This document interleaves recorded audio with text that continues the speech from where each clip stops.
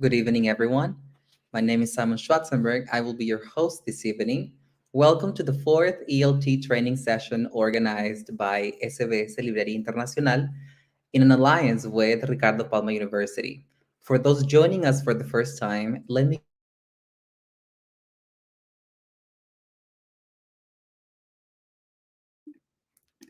ELT training sessions. It is a series of 6 training sessions designed for English teachers who seek to enrich and sharpen their pedagogical practice. The goal is to address a wide range of topics related to ELT methodology, current trends in language teaching, and other relevant issues that contribute to improving the quality of their classes. To learn more about SBS and and the services that they offer, please watch the following video.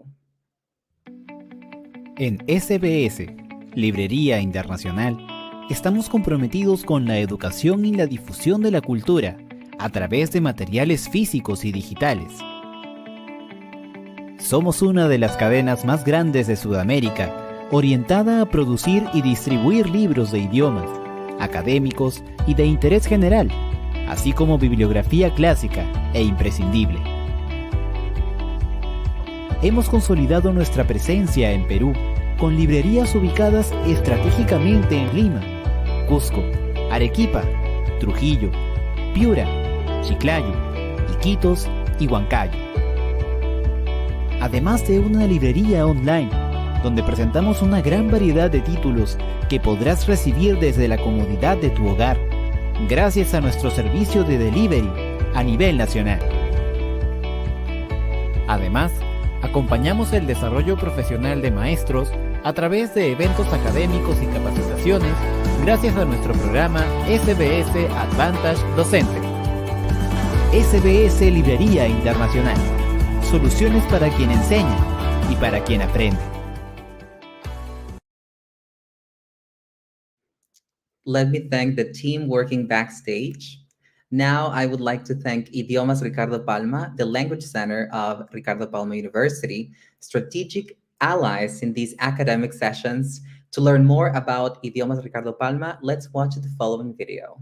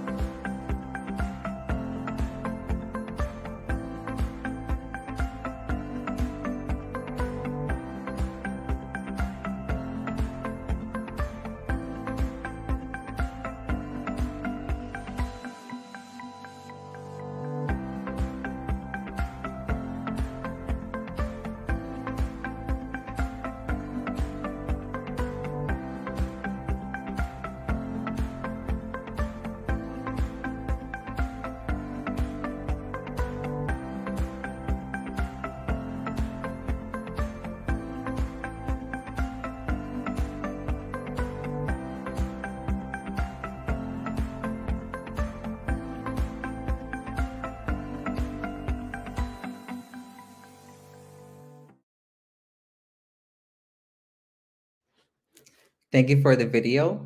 Here's important information. You can find the registration link in the chat box. Please click on it and fill the form to register your attendance.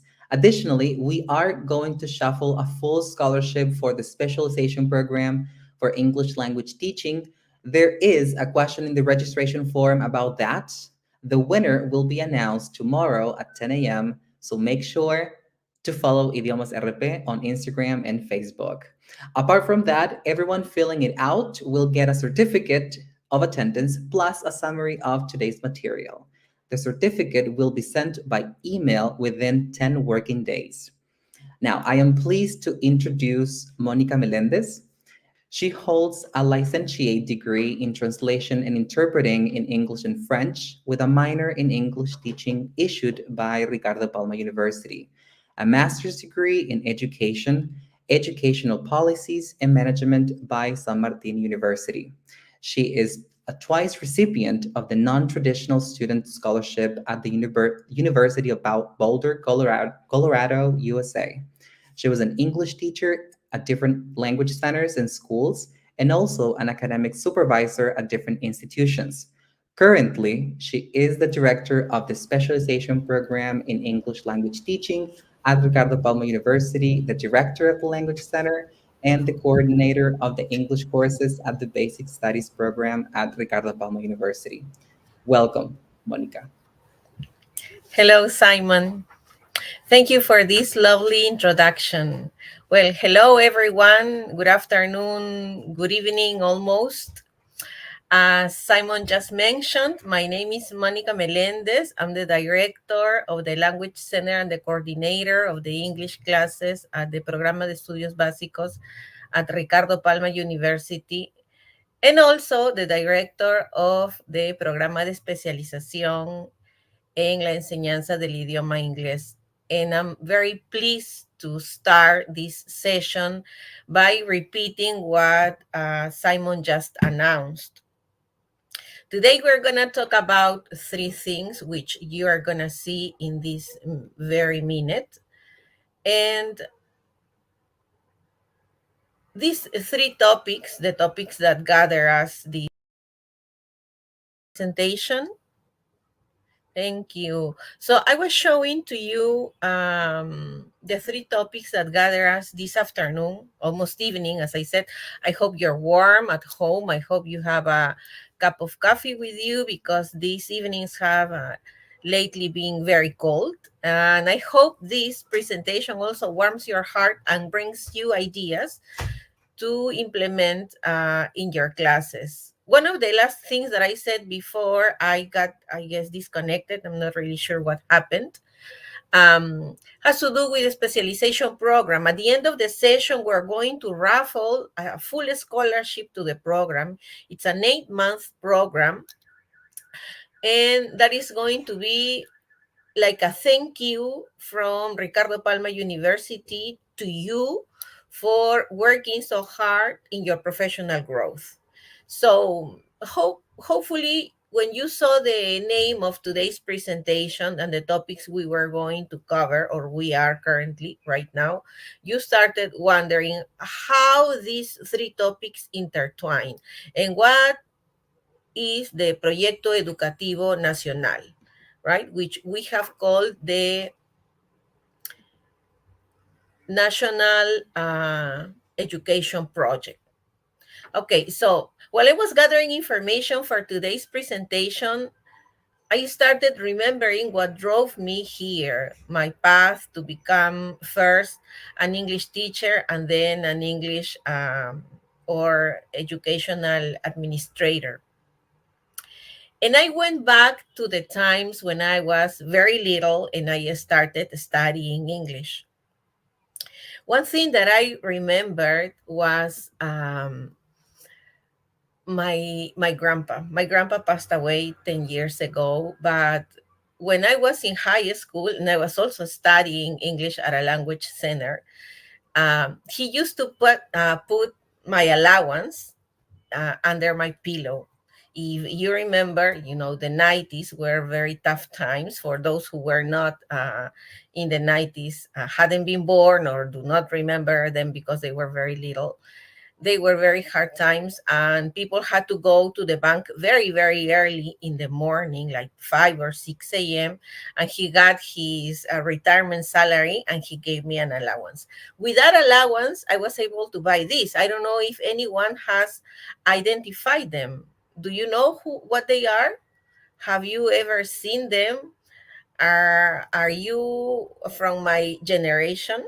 These small magazines were made in Peru, and they contained the lyrics of the popular songs at the end of the 90s and the beginning, yes, of at the end of the 80s, sorry, and the beginning of the 90s. Those were the times when I was studying English. Anybody has seen them? I'm gonna ask you to please write either on the chat box of the YouTube, or the other possibility could be to write.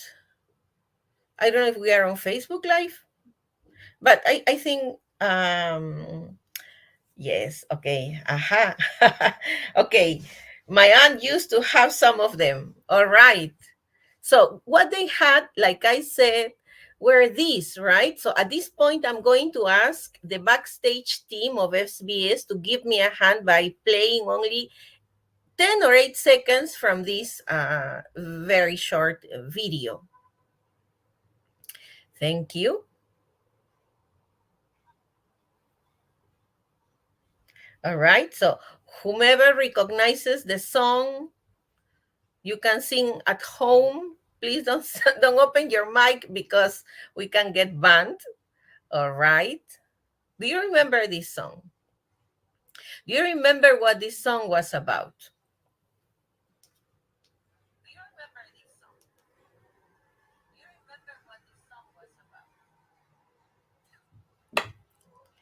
All right. We're going back to the presentation.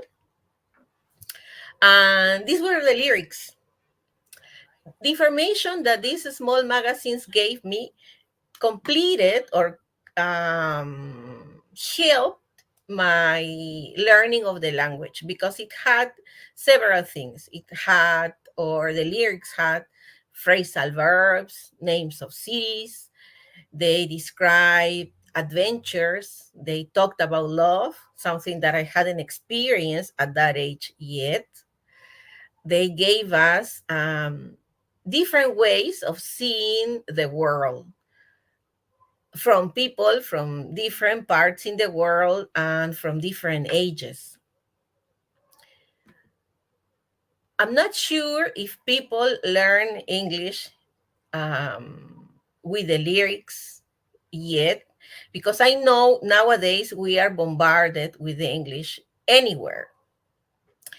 We have English in the palm of our hands with our cell phones, with streaming, with YouTube videos, with podcasts, with books, and with many different things.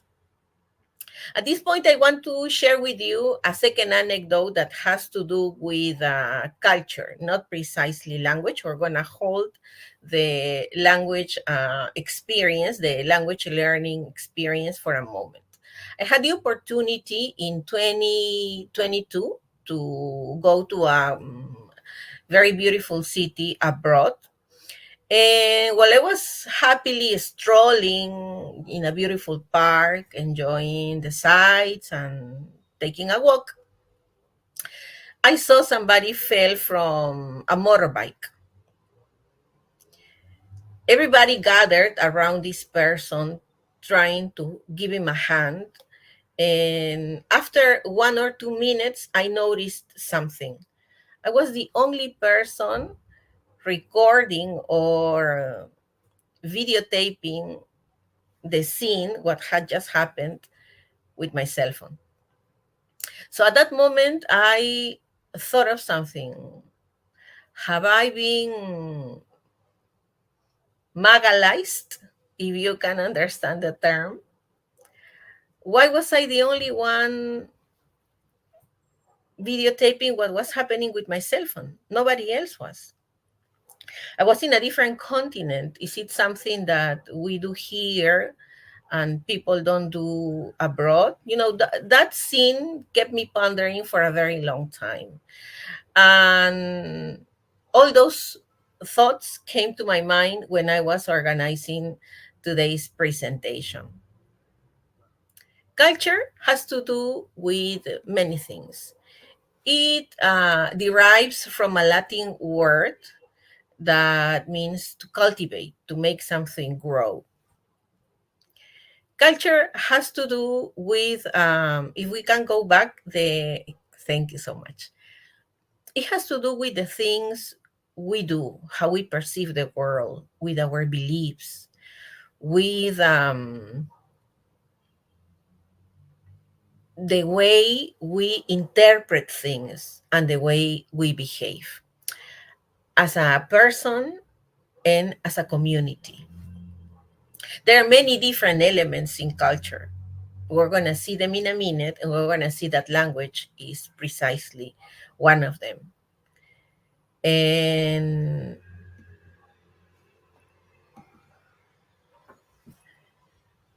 to analyze what culture is, we're going to see a clip in a minute. But to sum up, we could say that it's how people behave as a group.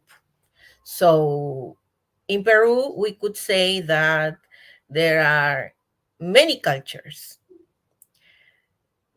They kind of work together. We are not only in Peru one culture, but we are many different cultures. Yes, people from different regions have different traditions, and they might have different interpretations of the world. Culture is also, as you can see here, what defines a group of people and what makes them unique. It's how we celebrate our birthdays, how we eat, how we dress, how we gather, and the things we do when we get together. It is also our plans as a community, as a country, our individual plans. Everything sums up when we talk about culture. And one of the things that has to do with culture is traditions, because culture comes from generation to generation. Now, why are we talking about culture? You're going to see in a minute that language, just like culture, is alive. It is something that is learned. It is something that is shared.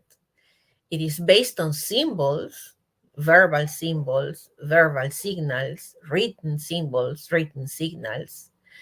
It is integrated, meaning that it has an organization, and it's also dynamic, which means that it's in constant movement, that it is constantly evolving. So I would like to watch this video with you, and after we watch it, I would like you to, together with me, analyze the elements of culture. So like I said, language is one of them. And there are others like literature, televisions. Which ones are the other ones? So at home, with your mic, you are also reading the other elements of culture, right? We have dance, we have visual arts, food or cuisine, which is more than food. It's like the gastronomy, right? Fashion, theater, music, rituals, and others. So let me share with you at this point. I hope you recognize the story, and I also hope you have watched this movie. It is one of my favorites. He's here. Is he amiable? Is he handsome? He's single. I believe so. Oh my goodness! Everybody behave naturally. Mr. Collins, at your service. In an era when marrying a rich man was the most a woman could hope for, Elizabeth Bennet was way ahead of her time. I singled you out as the companion of my future life. Sir, I cannot accept you. Don't worry, Mr. Collins. Tell her you insist upon them marrying. Oh, please. You will have this house. I can't marry And save your sisters from destitution. You cannot make me. From Jane Austen, the beloved author of Emma and Sense and Sensibility. That is Mr. Darcy. He looks miserable, poor soul. Miserable he may be, but poor he most certainly is not. Do you dance, Mr. Darcy? Not if I can help it. What on earth have you done to poor Mr. Darcy? I have no idea. I do not have the talent of conversing easily with people I have never met before. Perhaps you should practice. May I have the next dance, Miss Elizabeth? It would be most inconvenient since I've sworn to loathe him for all eternity. You may. He's so rich. By heavens, Lizzie, what a snob you are. This fall, Focus Features present. Okay, we're going back to the presentation to analyze the elements of culture in relation to the trailer that we have just seen. So let's take a look at the presentation. I don't know if the SBS team can give me a hand by showing the presentation one more time. Thank you so much. Thank you. So have you seen this movie? Is the story familiar to you? This is a story from the Regency era, previous to the Victorian era. We're talking about England. We're talking about a moment in life where women dressed differently, which is one of the aspects of culture, where a moment when people ate things that we don't eat anymore. They didn't have a cooling system for starters, so their foods were a little different. Women had to get married in those times because they couldn't inherit and they couldn't work. So if they were not married, they would not be able to live in a house with peace in their minds because nobody would support them. So times have changed.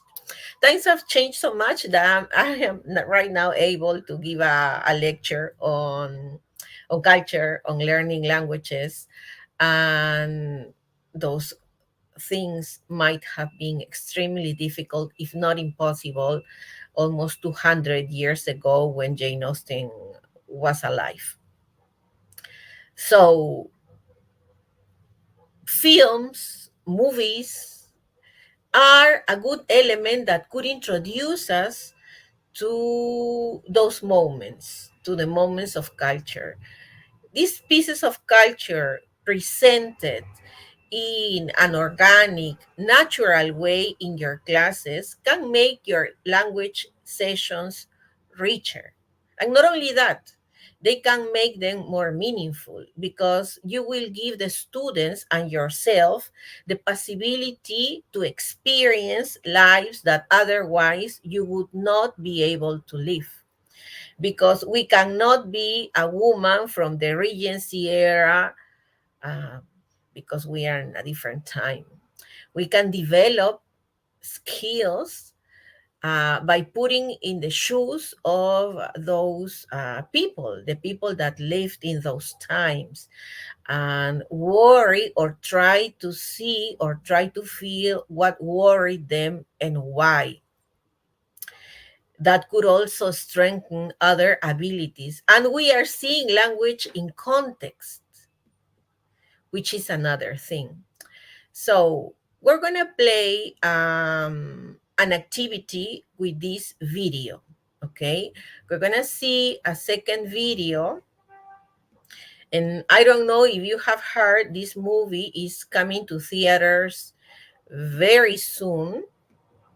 So let's see if you know about it. That day, I never forgot it. That a slave could take revenge against an emperor. Where were you born? I don't know. I never knew a mother nor a father. You will be my instrument. Who are you?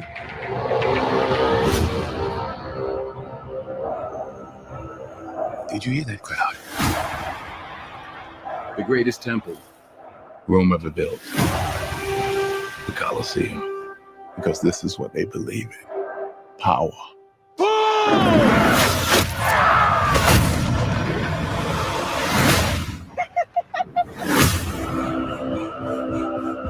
General Acacius, there are victories yet still to come. Rome has so many subjects, she must feed them. They can eat war.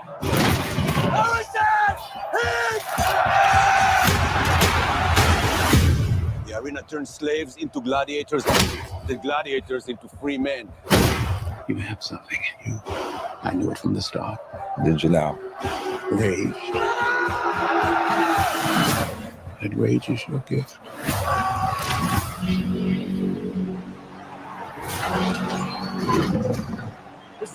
Survival! Survive! Okay, we're going back to the presentation, and at the language level, we could focus on using this trailer for different commands of the language, whether you have a class of beginners or basic level students of the language, intermediate or advanced. At the basic level, remember that students are able to give only one sentence and are able to manage the forms of the language that are also basic. It sounds redundant, but it is like that, right? So we have the simple present, maybe the present continuous, the simple past, and the basic forms of the future. So the first column could provide us with ideas on how to go about the video with by helping students practice the language, right? So questions that we could use are, what's your favorite movie, right? Where does this movie take place and when? What characters do you see? There are words that are very transparent, like gladiator, for example. It is not necessary to explain it because it comes from the Latin. Or would you watch this movie and why? At the intermediate level, we make our utterances a little bit longer, right? We're not talking about connected ideas, but complex ideas, right? With clauses that could either be relative clauses or subjunctive clauses. And students have to give 2 or 3 ideas and create oral paragraphs. Questions, of course, are more complex and more grammatical aspects of the language are covered. Some suggestions are, why did the Roman Empire fall, for example? That it gives the possibility, the video triggers the possibility to go in depth into analyzing, studying, or reviewing information about the Roman Empire. How long did the Roman Empire last? How many emperors were there, and was there ever a female emperor? How long did an emperor rule? How large was the Roman Empire? Who was the best Roman emperor?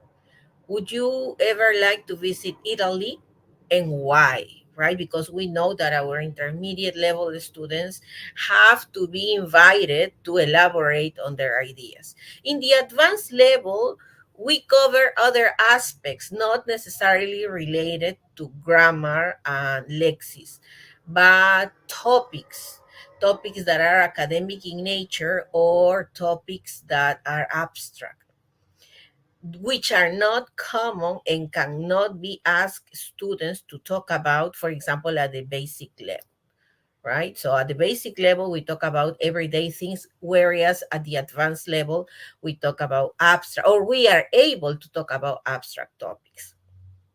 So in relation to the video, we could ask students, what causes wars? Or what has been the impact of the Roman Empire in Western civilization? To what extent would you say the Roman Empire remains? There is an S missing there. What would your life have been had you been a Roman soldier or a gladiator? And of course, yes, this is also an invitation for you to think about this video. Plan, yes, put it already in your agenda. You are going to the movies to watch this movie that looks very promising from the trailer. And by seeing it or by going to the movies to see it, we are not only going to practice the language, provided that you decide to watch it in English and your students do as well. But we are going to plunge into times when we otherwise, if we can hold the video for a second. Thank you, SBS team. We are seeing the language as an instrument that opens doors to things that otherwise we wouldn't experience. So this is the first message to you. Covering culture in an organic, in a natural way enriches your classes, gives you and your students the opportunity to relax, to see other ways of seeing life. It's a door to the past.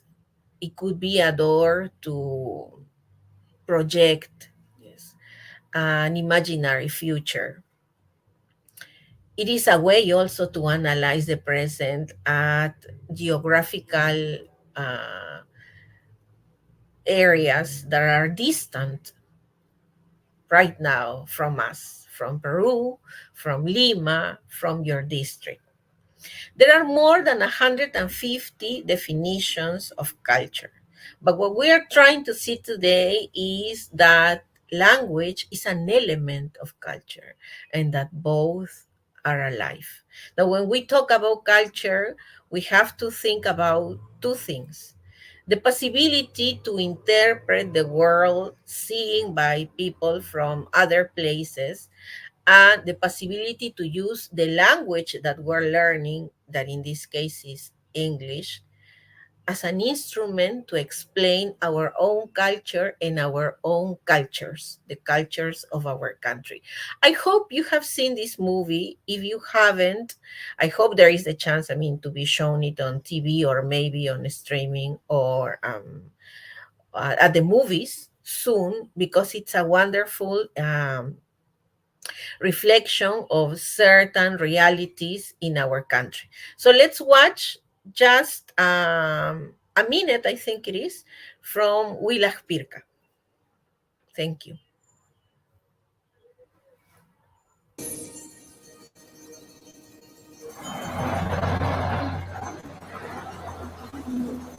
Sini película ima tokeli etzurni. Sineta perkajina. Chaypi imimana yimpichakuna kuyo. Wayra rimayasumpi. Mana yanqachu kaykunata apamun.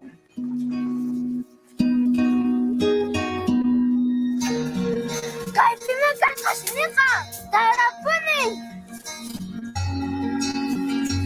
Wakinri, manach kamuranku. Mana hamunqakuchu. Runasinipi sini película kanankama. Nasimiti, moskay chachayka. Manan kanchu, ni kankapaschu.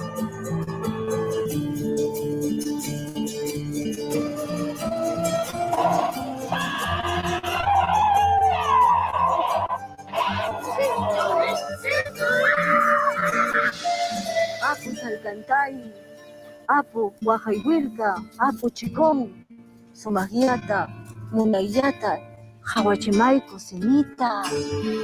Haku!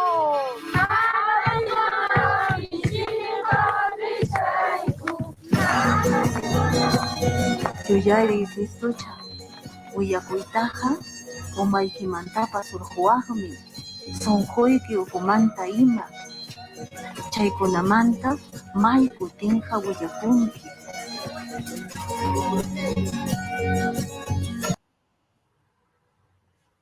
Let's go back to the presentation, or let's hold the scene for a second, because before we move on to the presentation, I would like to invite you to do something. In the chat box on our beautiful YouTube channel provided by SBS, I would like to ask you to please write a question for each of the levels.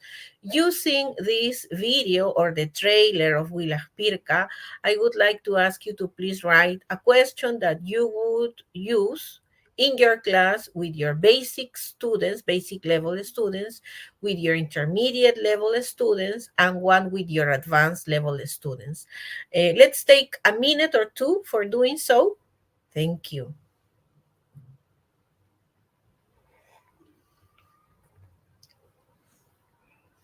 All right, I'm seeing the questions already.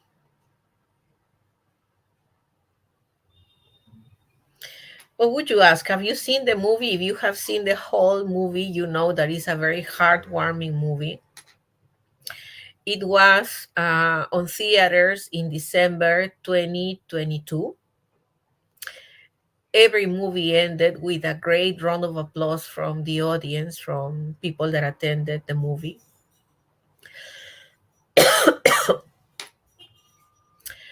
And it's a movie about hope and about elements from other cultures entering into different realities. It's a movie about joy, but I mean, people can interpret it in many different ways, but it's a very heartwarming movie. For the basic level, Ada Kije says, what characteristics do you see in the place they live? Mhm. A comparison, okay. Identification of elements of culture. How do they feel, Judith? How do they feel, meaning the characters or the students, by watching the movie?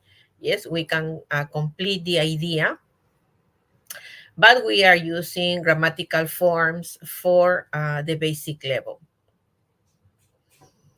For the intermediate level, we could tackle probably things using the present perfect.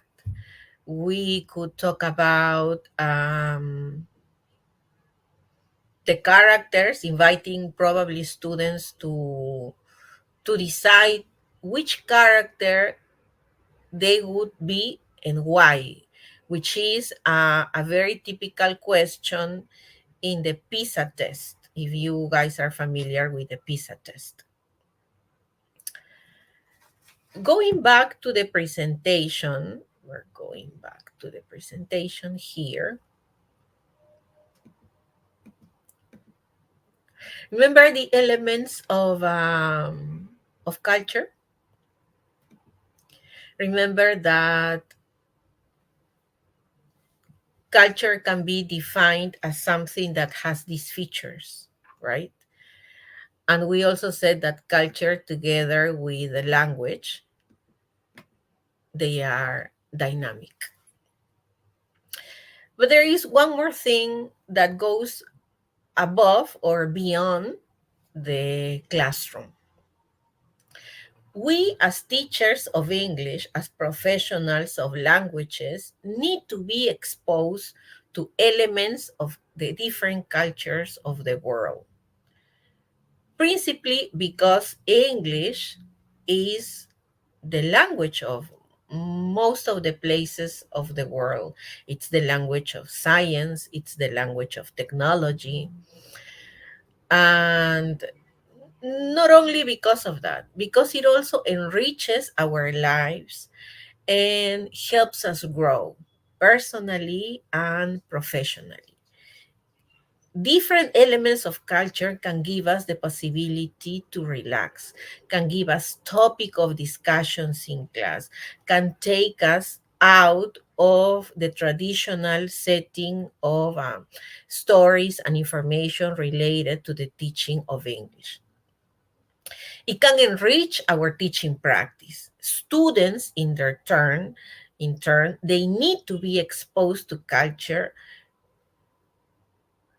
as a basic idea to have a better school experience, because the educational experience is life itself. It's life for them, it's life for you, and it has to be rich. It has to be meaningful for both.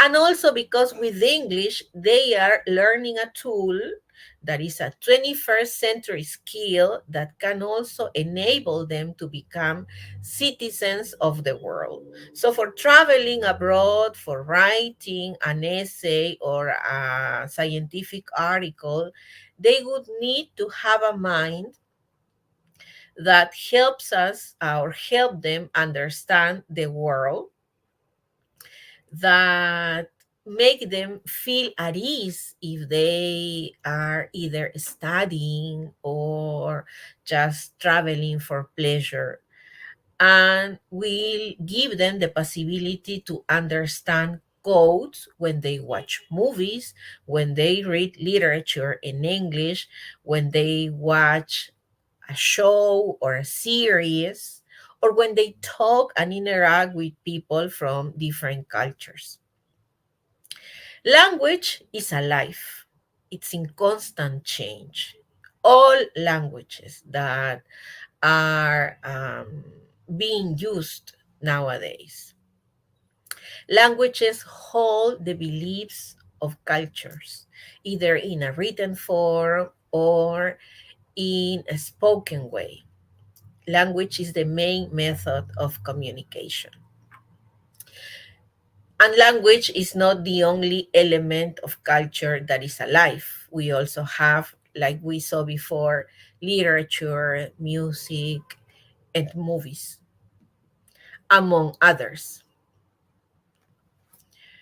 And when we talk about language, we have to talk about the two aspects of being in contact and learning a language. One that is formal, that is teacher, let's say, managed, organized, and one that is subconscious and usually happens outside the classroom. We're talking about learning and acquisition, or learning and acquiring a language. In this case, remember, we're focusing on our teaching practice, which is the teaching of English, right? The term of language acquisition, precisely second language acquisition, was defined very profoundly by one person. And right now, I invite you to write on the chat box who that person was. The person who theorized language acquisition in the area of a second or a foreign language. Okay, I'm hoping I see an answer. Oh, wow, I have lovely, you know what I'm going to do with all your questions? I'm going to add them to the presentation, because remember, at the end of the session, not today, but in 10 working days, we are sharing with you a summary of today's presentation. So I'm gonna adapt the questions that you very nicely have shared with me. So I'm hoping for an answer in the chat box. Who is this person who theorized about language acquisition in relation to second or foreign languages? Who is that theorist? Who is that researcher or investigator? Okay. So if you remember, that person is Stephen Krashen, right? Stephen Krashen theorized that there are 5 stages, right, related to second language acquisition. So remember, when we talk about learning, we're talking about things that happen in the classroom, right? Monitored by the teacher. Well, when we talk about language acquisition, we talk about something that is driven by the student, organized, decided, and preferably in their free time, in their spare time. So there is one keyword among all the books that Stephen Krashen wrote related to second language acquisition. Yes, thank you, Jose. I hope you can identify it. Yes, I'm gonna read the quote here. The best methods are those that supply comprehensible input in low anxiety situations, containing messages that students really want to hear. Second quote, my hypothesis is that for language acquisition to really succeed, anxiety should be 0. And we have one more. The effective language teacher is someone who can provide input and help make it comprehensible in a low anxiety situation. So remember, he has 5 stages, right? And in these 5 stages of his hypothesis or his research and papers related to second language acquisition, he talks about the input hypothesis, the natural order hypothesis, the monitor hypothesis, and the affective filter hypothesis.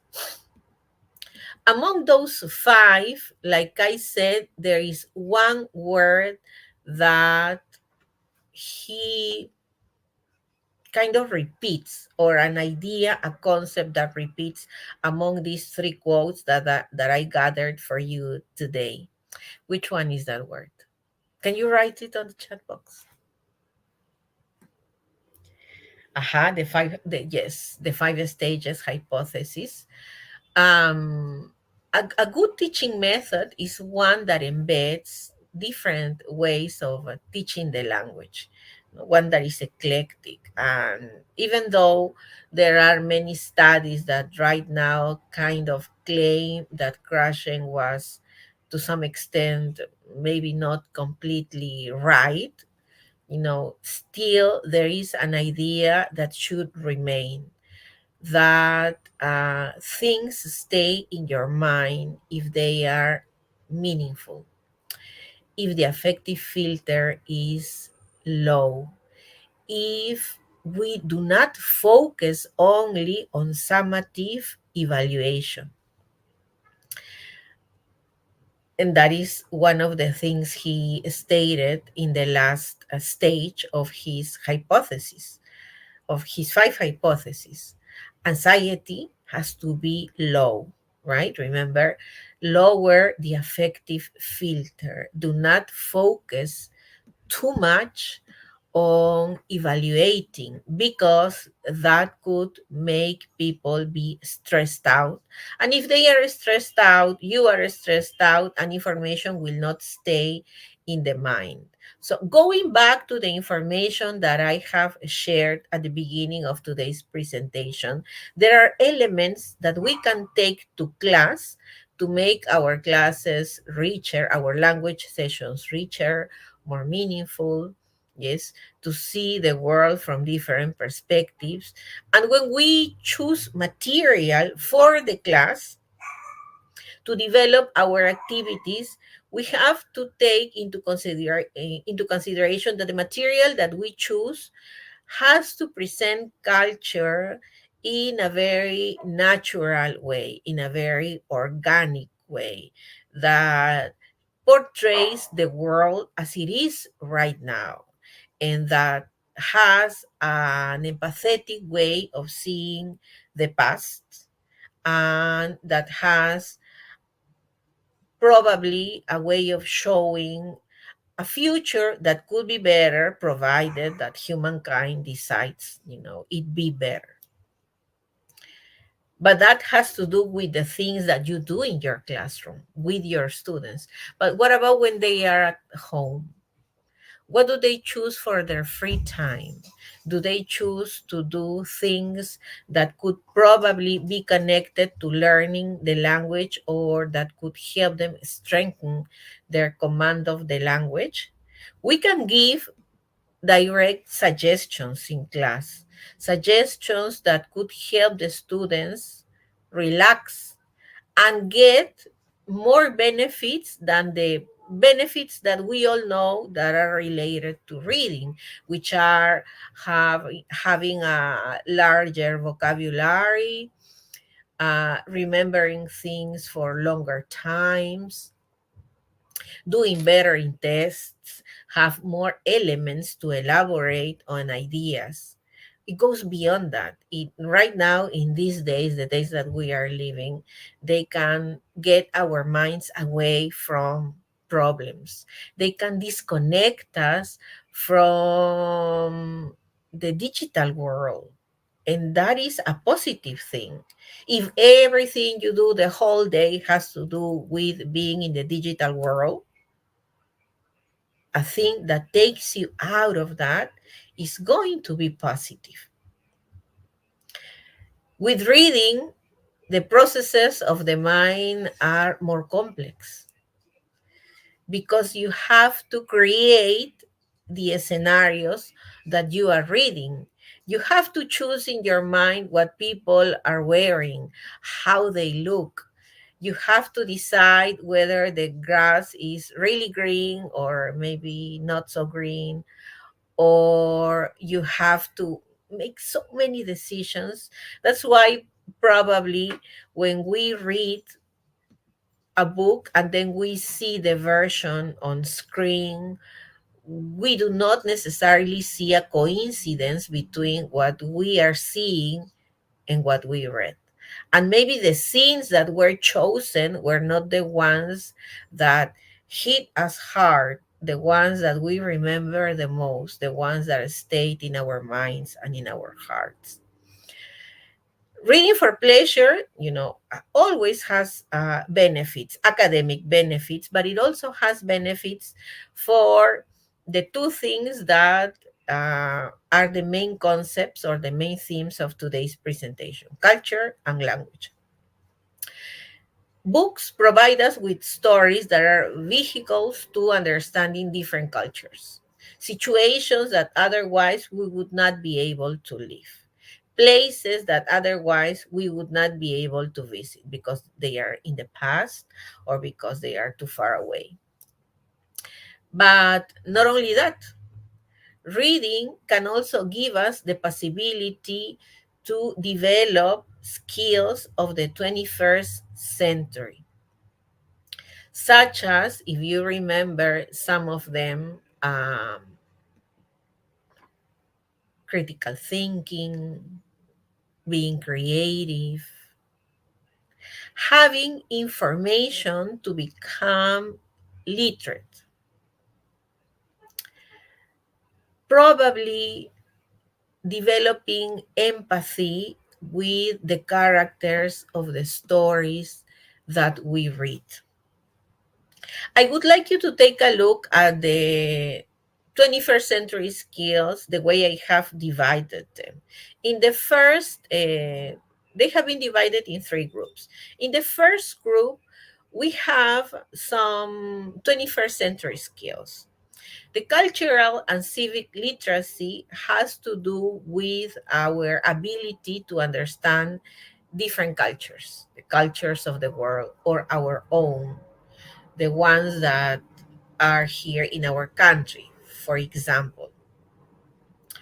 And reading can also make us become more literate, right? By being exposed to the written word. It could also give us the possibility to do better at problem solving because we are seeing how problems evolve and have probably a happy ending or no happy ending in the stories that we read. It definitely makes us be more creative because we see different scenarios and we are not seeing things digested by or from the eyes of a movie director or a TV series director. It definitely helps us develop our communication skills, right? And if the right books come to your mind or come to your hands, sorry, and stay in your mind, you will be hooked up on that positive habit. So you will be more curious for keep on reading. Yes, and looking for more stories that nourish your soul and that give you good exercise to your brain. So I'm going to include those three sets of 21st century skills in the summary that we are going to provide you with when we send and issue the certificate. You remember Tolkien. Some of his books are universal, like his movies, right? Not the movies that he directed, but the movies that he inspired with his books. They are worldwide famous. And one quote that is related to our topics today is the following: to understand the people, you have to understand the language, because language shows how people are and how they conceive the world as a group. So there is a connection between culture and language, and not only language acquisition. So you are doing things in your classroom, what we are trying to convince you of doing today, yes, as a way of thanking you for dedicating this hour and a half to your professional growth, is to motivate your students or trigger some activities, trigger some habits, yes, or actions outside the realms of the educational system. Which is one of those things, in addition to being exposed to different ways of culture through movies, through TV, through streaming, through YouTube, videos, and podcasts, by reading, which hasn't lost at any point its importance in classrooms and outside classrooms. One thing that we can do, and that Krashen is precisely involved in since 1990, has to do with reading in classrooms. So what the first suggestion that he has, in addition to having theorized about language acquisition, he also has very big and important, in terms of content, books about reading in classrooms and reading outside classrooms for the sake of learning a language. So one of the suggestions that he gives is, first, as teachers, we have to show things by the example. So we have to be readers. Yes, we have to have a book with us all the time. Do you? Not the book that you used to teach English, but the book that you are reading for pleasure. Do you have a book every time you leave home? In your spare time, do you care for, taking a look at your book and probably reading one page or two? I'm reading you on the YouTube. The other one is to build classroom libraries. It is possible. It is possible if, for example, instead of asking the whole class for the same book, you ask them to bring different books. You providing probably with a list. And instead of focusing on passing a comprehension test, dedicating some time in class to reading, because there is one thing that we now know for sure.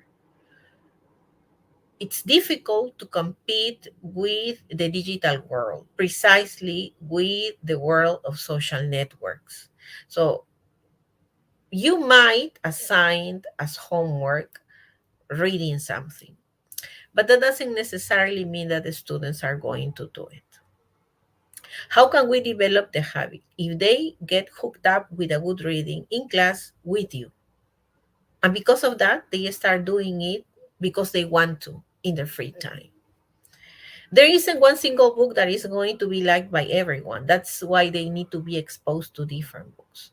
So this is something that you have to coordinate not only as an English area, but with teachers of other subjects, of other courses, with your educational institutions. And we're going to see why in a minute.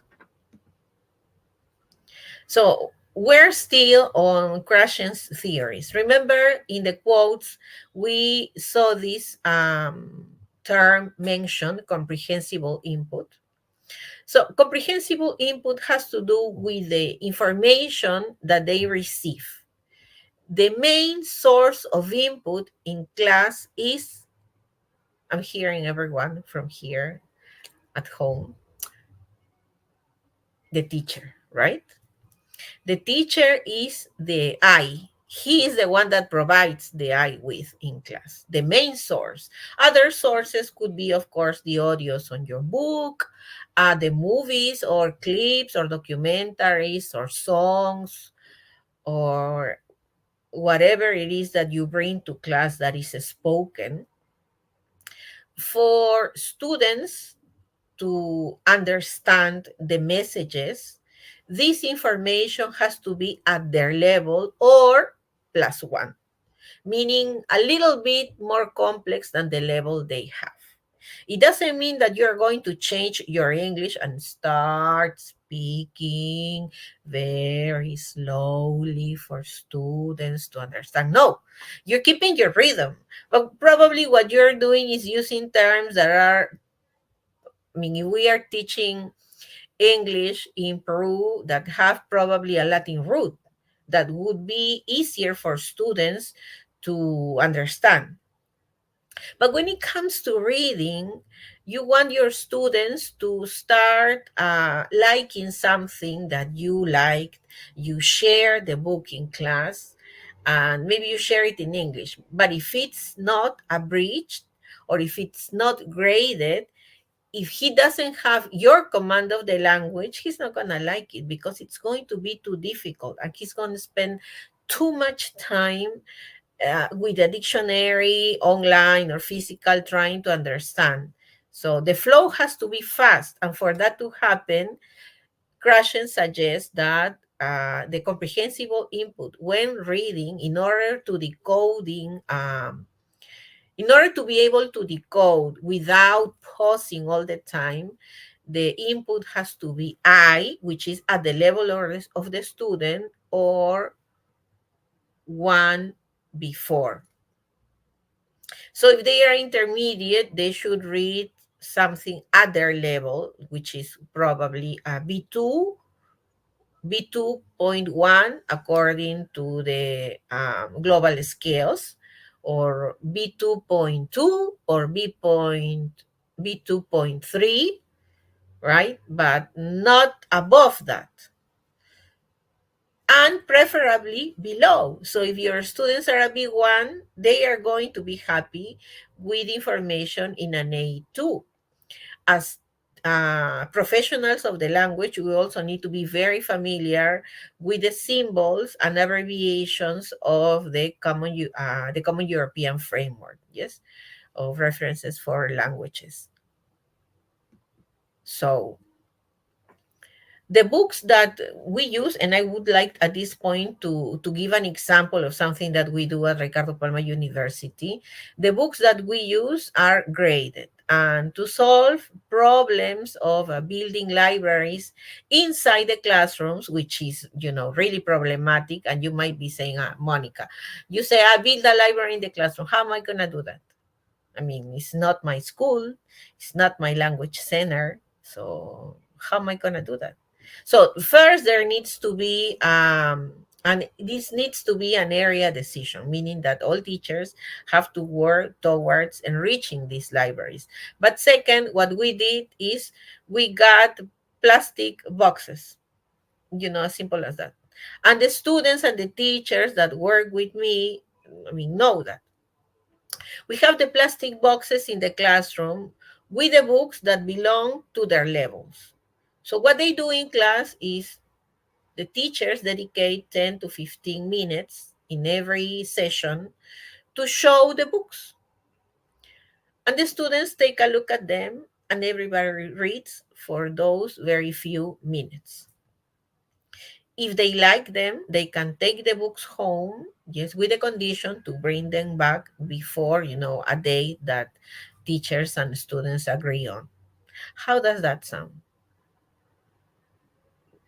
Now, I have to say something that is also very real and that helped us a lot in making this idea possible, from plan to reality, is that during the pandemic, the SBS books were, let's say, very affordable. These graded readers, which are the sets of books that we use, that you have them, you have some of them here shown on the picture.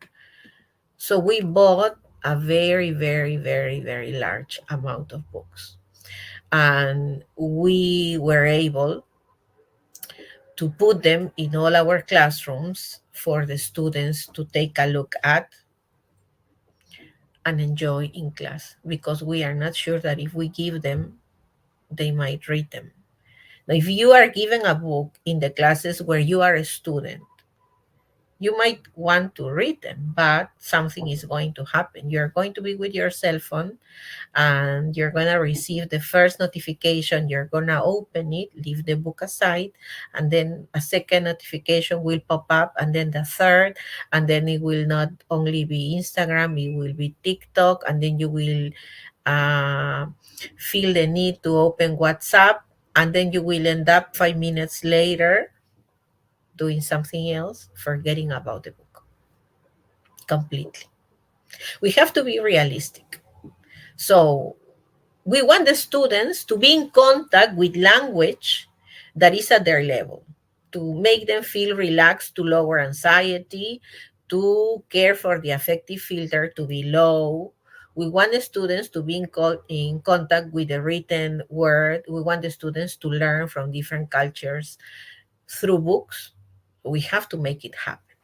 So this is a suggestion that I give to you that I learned from Krashen, from his books on reading, and from his example, because for 10 years he traveled around all the states with a set of teachers teaching exactly this process, building libraries in the classrooms and making people read in silence in the classroom. Now, everything, things are kind of confusing these days, and everything seems to have a value provided that is connected to productivity. So some people might say, no, but we're losing time. They're reading. I mean, how does that help? It helps. It helps. Some of the benefits are listed here. And remember that some of the things that they are going to learn with you not only relate to grammar and lexis, the formal register or the informal register. It also has to do with helping them become citizens. And citizenship is not necessarily something that we are thinking all the time when we are teaching English, but we are making it happen. And I am the first person that, I mean, people that work with me, they know I all the time say the following: we are always the leaders in the educational field because we have been working with pair work and group work and making people elaborate on their ideas, making people share their anecdotes, writing down essays, explaining their opinions, explaining and giving explanations on the pros and cons of something. So those abilities that they learn with you in a more difficult way in English, yes, because it's not their mother tongue, they could shine by doing them in other classrooms, in other subjects, when studying other things with other teachers, and it's something that they learn with you. Let's take a moment, because I need to sip some water, to read this. This is something that I took from Twitter. Yes, was it Twitter or was it Instagram? I don't remember right now. But I hope you can read it well. Can you read it well? Please write yes.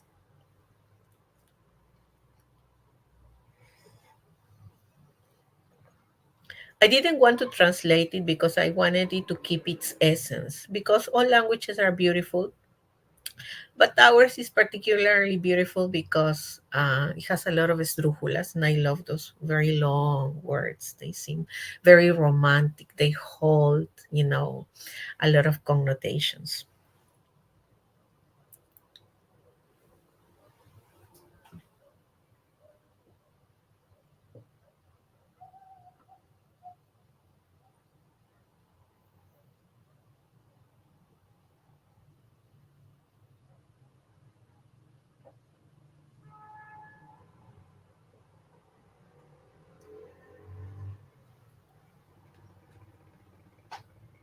Right, ready? So I can move on.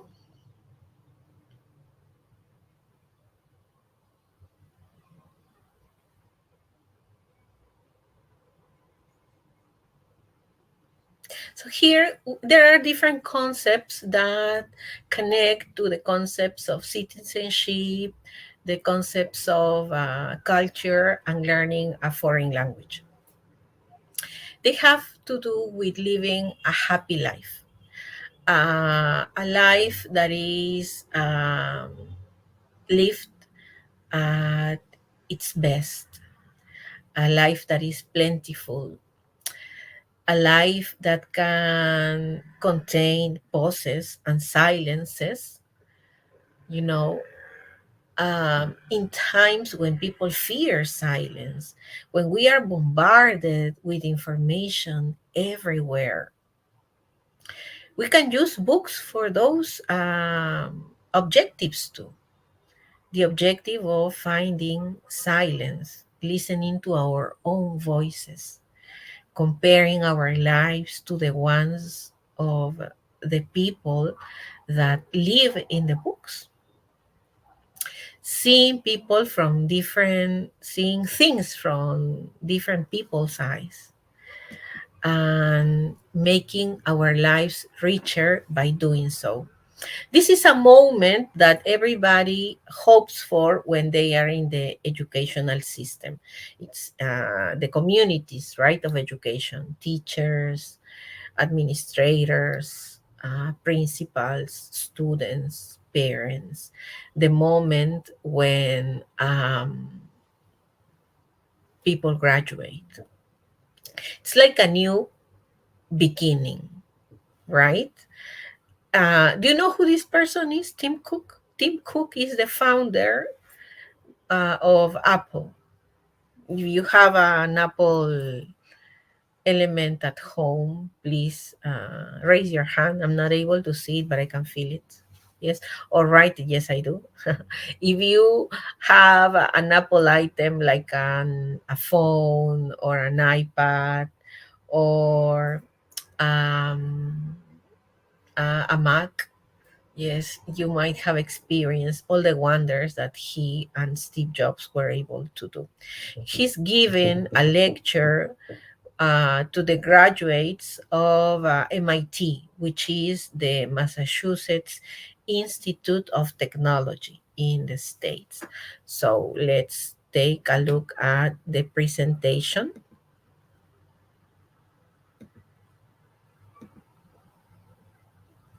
Now, before we listen to Tim Cook and this, as it says here, Serve Humanity, very touching speech, I would recommend this channel, English Speeches, because it has two things. It has the lecture or the speech in this case, yes, here, but with very big fonts. And that helps a lot.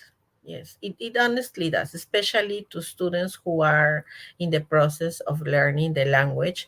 It helps them decode, right? Digest the lecture and the speech more easily. Let's go. Those ideas, the really big ones, the ones that can change the world. I know MIT has a proud tradition of pranks, or as you would call them, hacks. And you've had pulled off some pretty great ones over the years. I'll never figure out how MIT students sent that Mars rover to the crusty oval, or put a propeller beanie on the Great Dome, or how you've obviously taken over the president's Twitter account. I can tell college students are behind it because most of the tweets happen at 3 a.m. I'm really happy to be here. Today is about celebration, and you have so much to be proud of. As you leave here to start the next leg of your journey in life, there will be days where you will ask yourself, where is all this going? What is the purpose? What is my purpose? I'll be honest. I asked myself that same question, and it took me nearly 15 years to answer it. Maybe by talking about my journey today, I can save you some time. The struggle for me started early on. In high school, I thought I'd discover my life's purpose when I could answer that age-old question, what do you want to be when you grow up? Nope. In college, I thought I would discover it when I could answer, what's your major? Not quite. I thought that maybe I'd discover it when I found a good job. Then I thought I just needed to get a few promotions. That didn't work either. I kept convincing myself that it was just over the horizon, around the next corner. Nothing worked, and it was really tearing me apart. Part of me kept pushing ahead to the next achievement, and the other part kept asking, is this all there is? I went to grad school at Duke looking for the answer. I tried meditation. I sought guidance in religion. I read great philosophers and authors. And in a moment of youthful indiscretion, I might even have experimented with a Windows PC. And obviously that didn't work.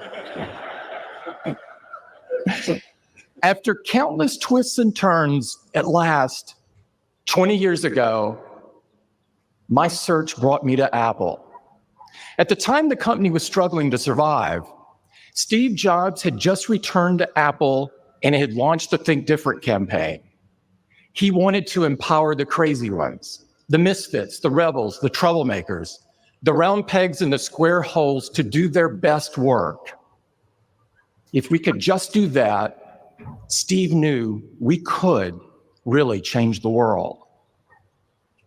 Before that moment, I had never met a leader with such passion or encountered a company with such a clear and compelling purpose to serve humanity. It was just that simple. Serve humanity. And it was in that moment, after 15 years of searching, something clicked. I finally felt aligned with a company that brought together challenging, cutting-edge work with a higher purpose, aligned with a leader who believed that technology, which didn't exist yet, could reinvent tomorrow's world, aligned with myself and my own deep need to serve something greater. Of course, at that moment, I didn't know all of that. I was just grateful to have that psychological burden lifted.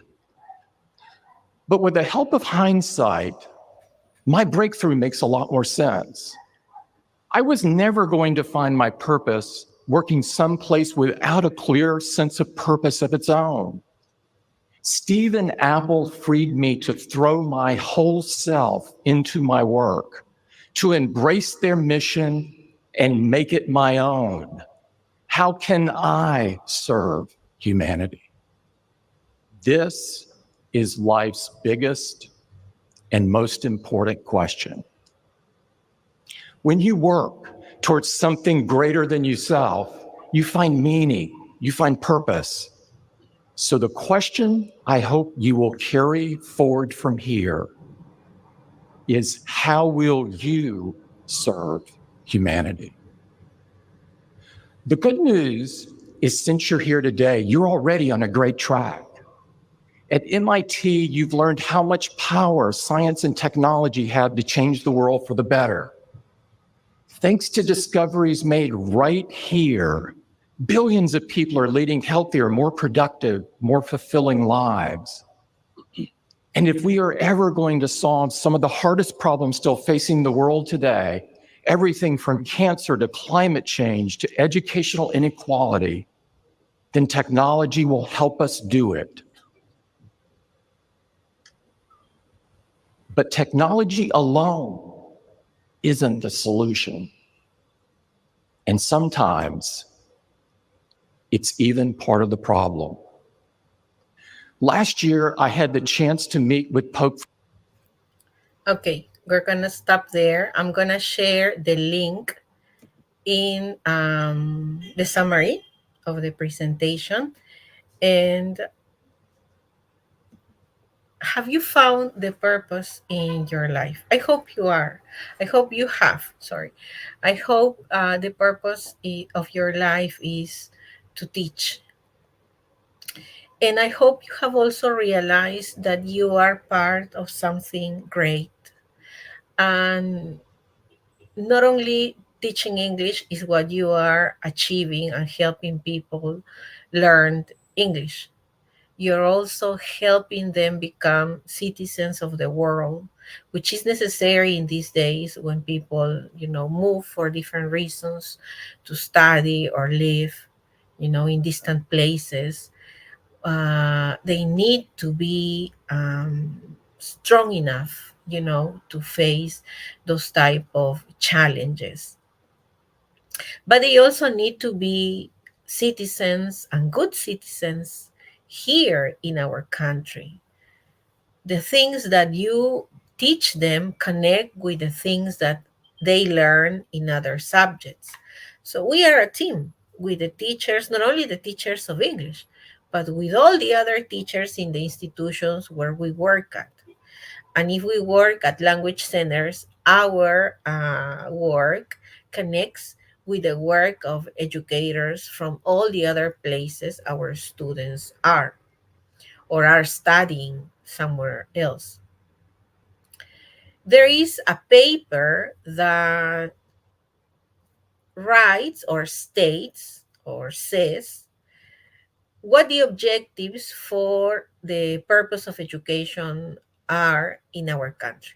And that paper is called the Proyecto Educativo Nacional. So the Ministry of Education gives the task to a group of people called the Consejo Nacional de Educación, which is above the Ministry of Education, to help our country set the educational goals for the country, specifically in the areas of preschool, primary, secondary, and higher education.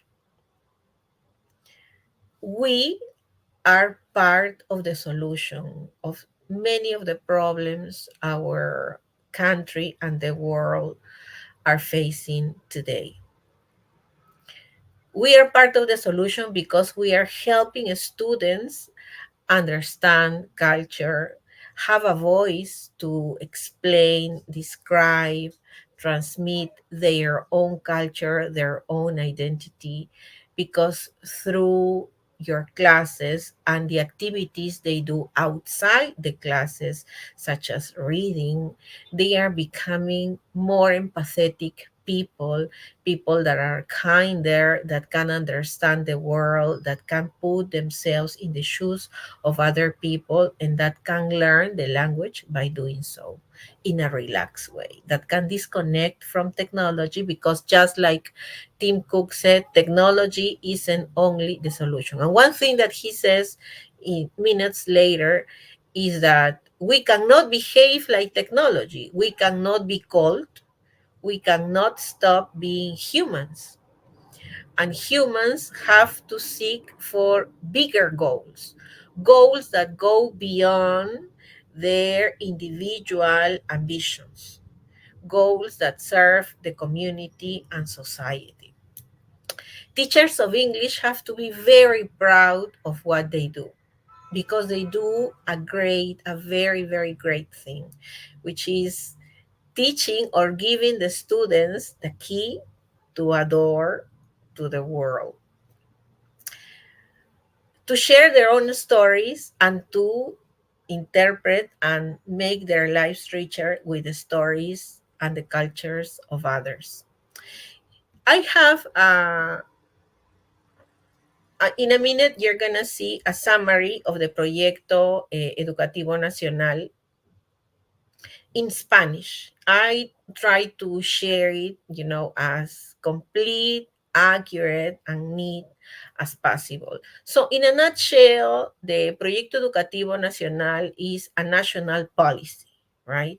Something that governs us, that drives our work as teachers in general. So in today's presentation, I wanted, in addition to making you be, helping you be even prouder of what you do, take the shoes of, try to go out of being a teacher of English and feeling that you are, not only that, but you are a teacher, right? as important and as necessary in our country as any other teacher. Because there is always an idea that there are subjects in school or in higher education that are more important, and it's not like that. We have to educate our communities to see that we are a key component in the well-being and the future of societies, ours especially. So this national policy is a vision that guides our country's educational goals. It facilitates identify local and national gaps, national challenges, and national opportunities, and it helps us stay focused. So when we teach English, we have to remember that we are enabling students to arrive at, to achieve bigger ambitions, bigger objectives. So what is the ambition of our country for 2036? Todas las personas, as you can read here, yes, everybody learns, everybody develops, and everybody needs to have the opportunity to be or do better in our lives. Life is the moments at school, the moments that they are with you in class. That is also life. That's not preparation for life. That is life.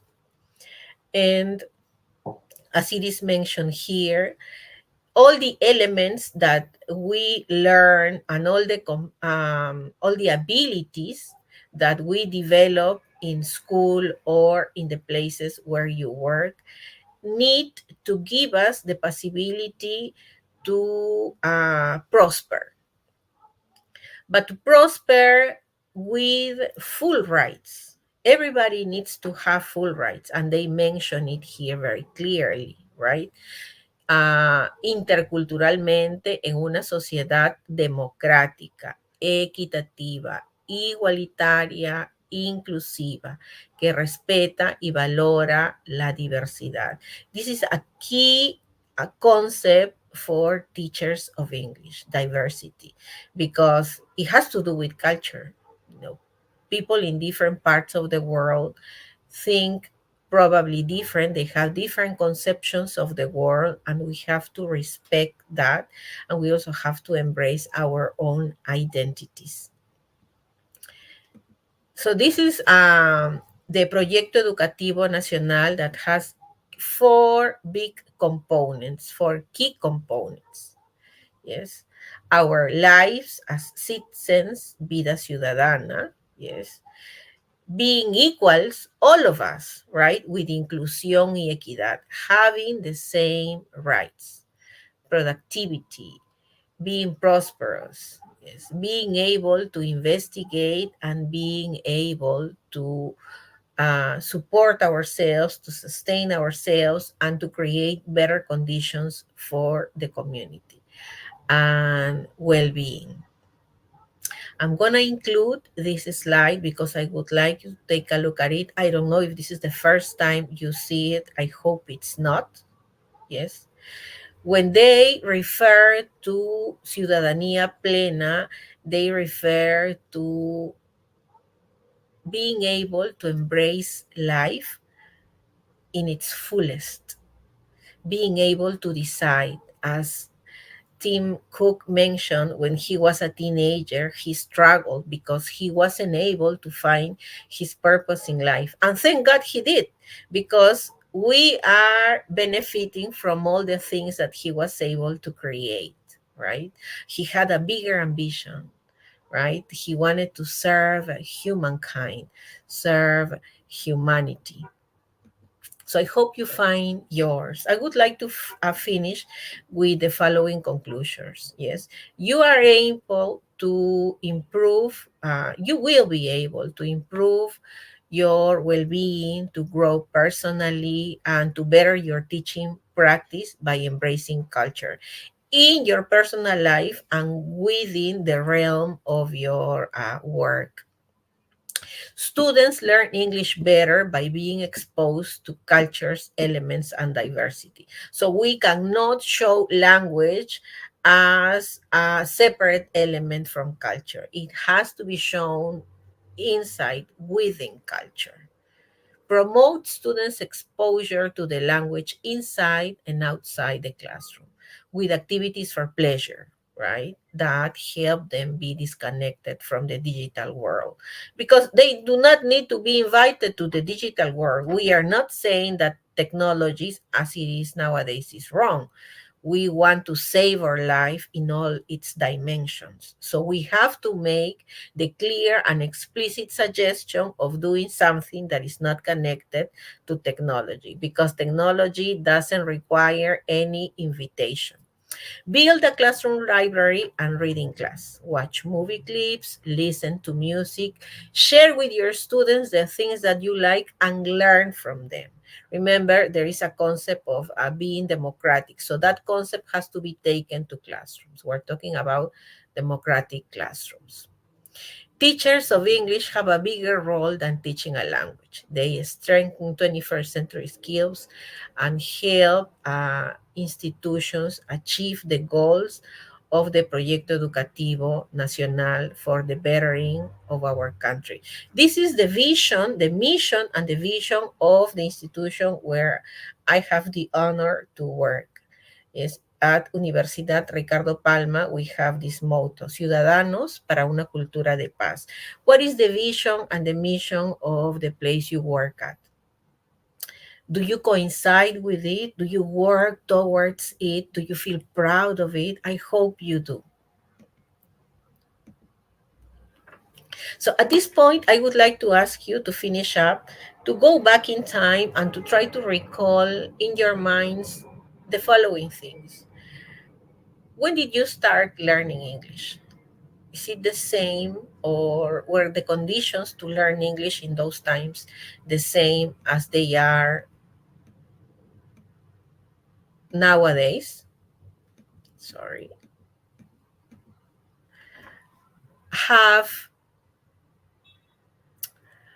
When did you decide to become a teacher, and why?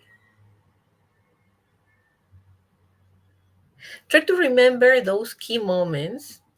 I realized that I wanted to become a teacher when I started memorizing the lyrics of the songs that I liked. I wanted to pass, my liking these songs so much to others. So I was 14, 15 years old, and I had that very clear in my mind. I needed to do something related to languages because I loved it. I loved being in the classroom. And this very personal anecdote of my grandpa giving me money that I used to do that is a very personal and a very touching one for me. There is always someone, that gives you a hand in pursuing and achieving your goals. I would like you to think of your students in your class and in the future. Are they struggling with English? Can you make their lives easier in class? Are you focusing too much on summative evaluation? Are you giving them the chance to try out language and make mistakes? Are you giving them the chance to separate from their cell phones for a minute and save our lives in other ways? Let's finish with this. We also need to remember that we learn from students. So it might be possible that they conceive the world the way you do, but chances are that they do not. So we have to share our visions of the world, provided that is possible. Yes, provided that they have the command of the language that allows them to communicate their ideas in English.